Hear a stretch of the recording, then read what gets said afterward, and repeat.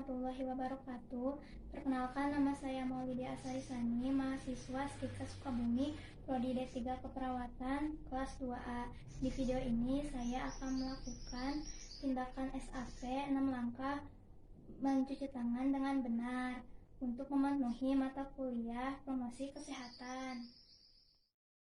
Assalamualaikum warahmatullahi wabarakatuh. Apa benar ini dari keluarga Fitriani? Waalaikumsalam warahmatullahi wabarakatuh. Iya, benar. Bagaimana kabarnya hari ini, Adik? Alhamdulillah baik. Alhamdulillah, semoga kita senantiasa diberikan kesehatan oleh Allah Subhanahu wa Ta'ala. Amin. Perkenalkan, nama saya Maulidia Asarisani, mahasiswa STIKA Sukabumi, Prodi D3 Keperawatan. Datanya saya ke sini yaitu akan melakukan penyuluhan atau menginformasikan mengenai 6 langkah mencuci tangan dengan benar. Untuk kontrak waktunya kurang lebih 25 menit. Dan tempatnya mungkin di sini aja ya, Dek, di rumah. Bagaimana, apakah Adek bersedia mengikuti penyuluhan 6 langkah cuci tangan dengan benar hari ini? Baik, saya bersedia. Baik, sebelum saya melakukan penyuluhan, di dalam penyuluhan hari ini saya membawa lembaran kertas yang akan saya bagikan kepada Adek. Jadi ketika saya menjelaskan, Adek bisa membaca materi saya di lembar kertas ini, dan Adek bisa membacanya kembali pada saat di rumah. Sebelum saya melakukan penyuluhan, saya akan bertanya kepada Adek, apakah Adek tahu pengertian mencuci tangan itu apa? Belum tahu. Kalau pentingnya mencuci tangan, Adek tahu? Belum tahu juga. Kalau manfaat 6 langkah mencuci tangan dengan benar, Adek tahu? Agar bersih dan sehat. Ya, benar jawabannya. Lalu Adek tahu waktu penting mencuci tangan dalam kegiatan sehari-hari? Sebelum dan sesudah makan. Lalu sebelum dan sesudah melakukan kegiatan sehari-hari. Ya, benar jawabannya. Apakah Adek tahu waktu penting mencuci tangan di lingkungan rumah sakit? Belum tahu. Dan yang terakhir, apakah Adek tahu cara cuci tangan 6 langkah memakai sabun dengan baik dan benar? Belum tahu juga. Baik, dari pertanyaan yang tadi telah saya sampaikan, ternyata Adek masih kurang memahami mengenai pengertian mencuci tangan itu apa, pentingnya mencuci tangan itu apa, manfaatnya apa, lalu waktu penting mencuci tangan dalam kegiatan sehari-hari, waktu penting mencuci tangan di lingkungan rumah sakit, dan cara cuci tangan 6 langkah memakai sabun dengan baik dan benar. Oleh karena itu, saya akan menjelaskan di dalam penyuluhan hari ini. Mudah-mudahan setelah selesai penyuluhan hari ini, Adek dapat memahami dan mengetahui mengenai 6 langkah mencuci tangan dengan benar. Tujuan penyuluhan hari ini yaitu agar Adek dapat memahami dan mengetahui apa itu 6 langkah mencuci tangan dengan benar. Untuk materi penyuluhan hari ini, yang pertama yaitu ada pengertian mencuci tangan, yang kedua ada pentingnya mencuci tangan, yang ketiga ada manfaat melakukan 6 langkah mencuci tangan dengan benar, yang keempat ada 5 waktu penting mencuci tangan dalam kegiatan sehari-hari, yang kelima ada 5 waktu penting melakukan cuci tangan di lingkungan rumah sakit, dan yang terakhir ada cara mencuci tangan 6 langkah menggunakan sabun dengan baik dan benar.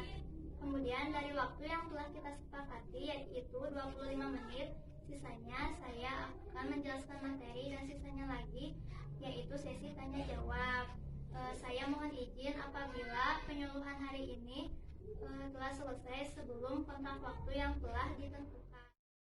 Baik, saya akan langsung saja ke materi yang akan saya jelaskan. Materi yang pertama yaitu pengertian mencuci tangan. Apakah Adek tahu pengertian mencuci tangan itu apa? Belum tahu. Baik, saya akan jelaskan pengertian dari mencuci tangan. Mencuci tangan adalah menggosokkan kedua telapak tangan menggunakan air dan air mengalir, dilakukan sebelum dan sesudah melakukan aktivitas. Membiasakan mencuci tangan sejak dini merupakan langkah awal agar terhindar dari virus ataupun bakteri yang menular kepada kita dan risiko penularannya penyakit. Bagaimana? Apakah sudah dapat dipahami?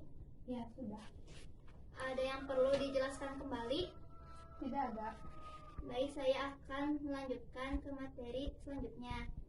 Yang kedua yaitu ada pentingnya mencuci tangan. Tangan merupakan anggota tubuh yang sering sekali bersentuhan dengan kotoran. Tangan juga sering kita gunakan untuk memasukkan, mengambil makanan atau minuman ke dalam mulut kita. Terkadang kita juga tidak menyadari saat beraktivitas, tangan sering bersentuh dengan wajah kita. Karena itu dapat dengan mudah virus maupun bakteri masuk melalui mata, hidung, dan mulut kita. Lalu ada penularan yang sering terjadi melewati tangan. Yang pertama ada infeksi fekal oral, yaitu gastroenteritis atau virus, kuman, dan parasit. Lalu ada kolera, disenteri, tifus, cacingan, hepatitis A, leptospirosis, candidiasis, dan polio. Lalu ada penularan langsung melewati kuku tangan. Contohnya seperti bisul, jerawat, makanan tercemar atau basi. Ada juga penularan tidak langsung melewati tangan. Contohnya seperti SARS atau flu burung. Nah, jadi agar kita terhindar dari penularan melalui tangan yang tadi telah saya jelaskan, jadi salah satu yang paling mudah dan yang paling penting, kita harus sering-sering mencuci tangan. Bagaimana? Apakah sudah dapat dipahami? Ya, sudah. Baik, saya akan lanjutkan ke materi selanjutnya. Yang ketiga, ada manfaat mencuci tangan 6 langkah dengan benar. Ada yang tahu manfaat mencuci tangan 6 langkah dengan benar itu seperti apa? Manfaatnya agar terhindar dari kuman dan bakteri. Ya, benar, agar terhindar dari sakit perut dan diare juga ya. Lalu hal utama dalam pencegahan dan pengendalian infeksi. Yang pertama ada sederhana dan efektif mencegah infeksi. Yang kedua ada menciptakan lingkungan yang aman. Yang ketiga ada pelayanan kesehatan menjadi aman. Yang keempat ada bila tangan kotor, cuci tangan dengan sabun atau antiseptik di air mengalir. Bagaimana? Apakah sudah dapat dipahami? Ya, sudah. Baik, saya akan melanjutkan materi selanjutnya. Nah, yang keempat yaitu 5 waktu penting melakukan cuci tangan dalam kegiatan sehari-hari.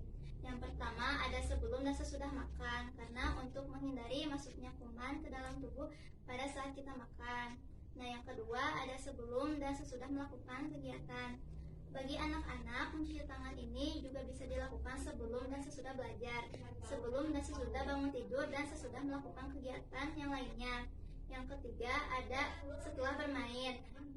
Kebiasaan anak kecil adalah bermain di tempat yang kotor, contohnya seperti tanah. Nah, jadi saat kita melihat anak kecil yang suka bermain dengan tanah, kita bisa memberitahu anak kecil itu setelah bermain tanah harus segera mencuci tangan.